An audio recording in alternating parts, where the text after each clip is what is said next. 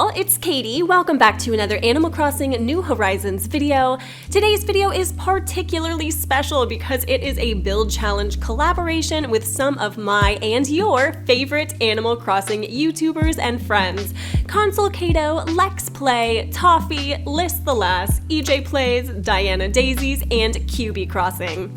So if you like Animal Crossing content like this, make sure to subscribe as I put out new videos every Wednesday and Friday, and please go check out these incredible creators mentioned in this video and support their channels. You won't regret it. Now you might be wondering why I'm surrounded by some incredibly random items here on my beach, and that's because today's challenge requires me to use all of these lovely fixtures in one new build on my island. Essentially, myself and the other 7 individuals involved in this collaboration were asked to choose one in-game item, and we'd all be required to design an area with all of them, no matter how chaotic the mix ended up being. Caito chose the Imperial dining table, TOFFEE selected the bear ice sculpture, Diana picked the floating Mario block, Lex chose the asteroid, Liz selected the Carp Banner, Shannon picked the Sanrio bridge, EJ chose the elephant slide, and I selected the bidet. Now, all of us have to make a build with every single one of these items. The only rule is that all items had to be used and at least somewhat visible. Other than that, creative control is totally up to us. We can camouflage the items, customize them in their different colorways, etc. But nevertheless, this mix presented all of us with quite a challenge, and I'm so excited to see what my fellow YouTubers ended up creating. All of their channels will be linked in the description box below, so you can go see exactly how they tackled this challenge as well. So let's get started. As you can see, I have decided to incorporate this challenge into Butch's yard. I was unsuccessful in finding Butch in a villager hunt, but that's what amiibos are for, right? So I finally got him on my island through an amiibo card, and I haven't decorated his yard yet. So I figured, what better time than now to give him a really, whimsical yard, I guess. But I also was thinking that I wanted to incorporate this challenge as a final product of my island. I don't just want to build something and then get rid of it.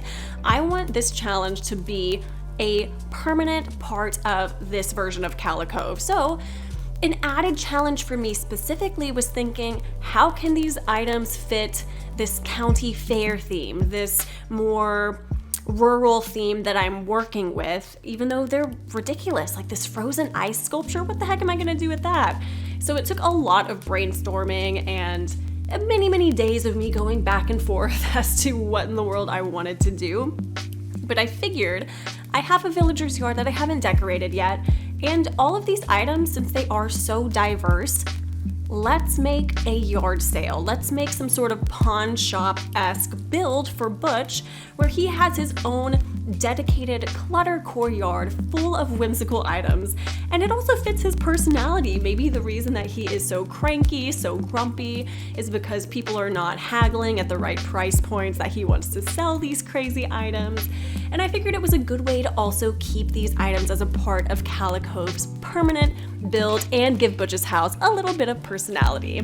So of course I will pop in for commentary here and there, but other than that, enjoy the build, enjoy me struggling with some of these items, and yeah, let me know what you think.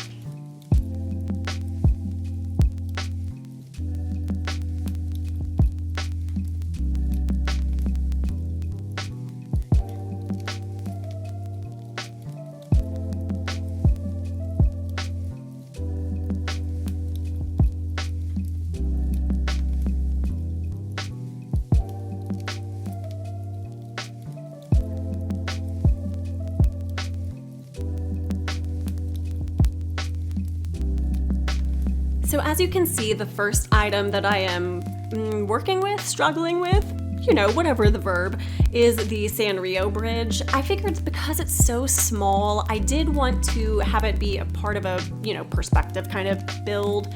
and challenge myself with that a little bit, but also it helped just giving some dimension to this area. A lot of it's really, really flat. There's not a whole lot of terraforming, but it kind of gave me an excuse to add a little bit.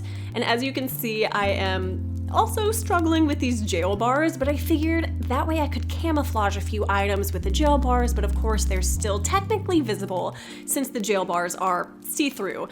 But this is the first item I wanted to just place and kind of have done, and maybe add just a little bit of waterscaping as well, so that way the bridge has some purpose to it.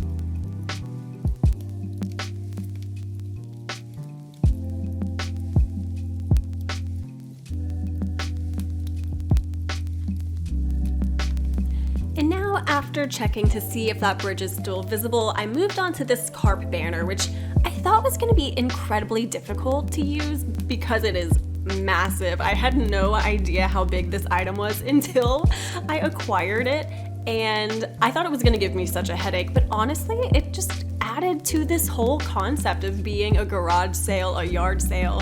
It looks a little chaotic and crazy, but again, if we're going for this personality of Butch being a bit of a hoarder, someone that is a collector of sorts, then it totally makes sense and also looks really, really nice against the tool shelf, against the jail bars, so it ended up not being too terribly bad. Now this frozen sculpture is absolutely ridiculous. It doesn't fit my theme at all. I did decide to customize it in this golden color, because if this is some kind of a pawn shop yard sale type of situation, then maybe it could be a golden statue or something a little bit more intricate than a piece of ice that would totally melt in my current island's theme. So that's what I ended up putting here, and I figured, you know what, we'll just hide it a little bit with this DIY bench. We'll throw this asteroid over here too. Maybe it can look like a rock as opposed to an asteroid itself.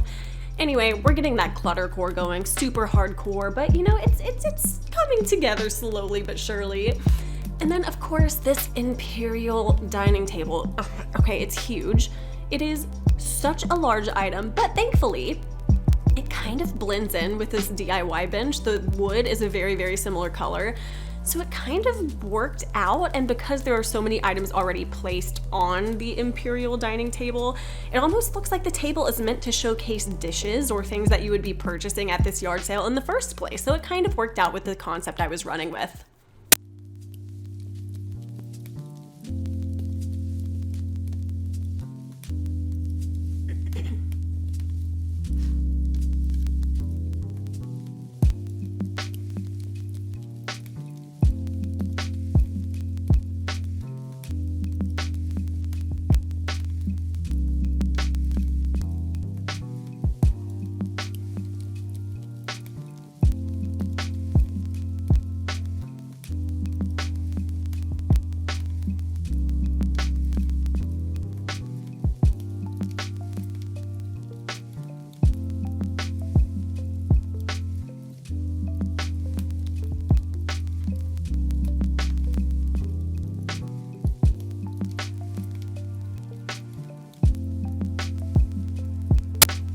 course, because this is a villager's yard, I did want to give Butch his own little entrance, you know, not totally clutter his own entryway, but rather have all of these chaotic items outside of the entryway as if an actual garage or yard sale would be. But of course, wanted to give him a little bit of brick right here, and then also some fencing. You saw that I picked up some fencing that I had placed outside.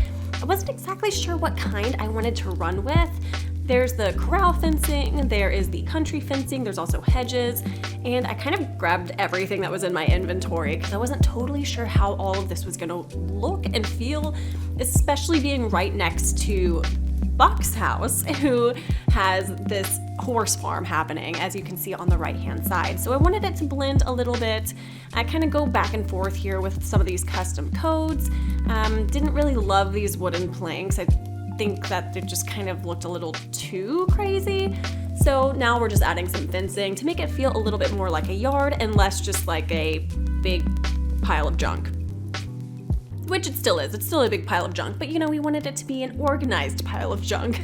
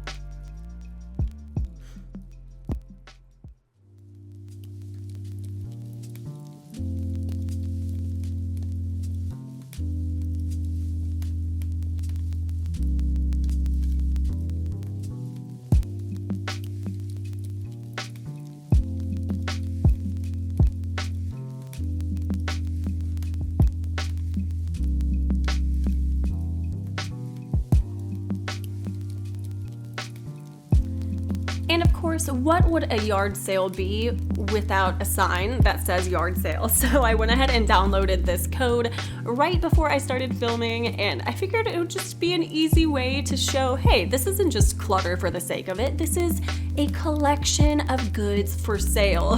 So I did want to add a little bit of character with this sign right here. And I still have 3 items left. I have this little elephant slide. I figured I could just put it right here in the corner. The bidet is ridiculous. I know, listen, I'm the one that chose it. It's absolutely so silly. But the one item that gave me the most grief was the Mario floating block. So I'll let you see me struggle with these items, but that's definitely the one. Hats off to Diana. Oh my goodness, you chose, in my opinion, the most difficult item. I'm sure everyone has their Achilles heel in this whole challenge, so I'm so excited to see how everyone handled this. But that floating block, not the easiest for me.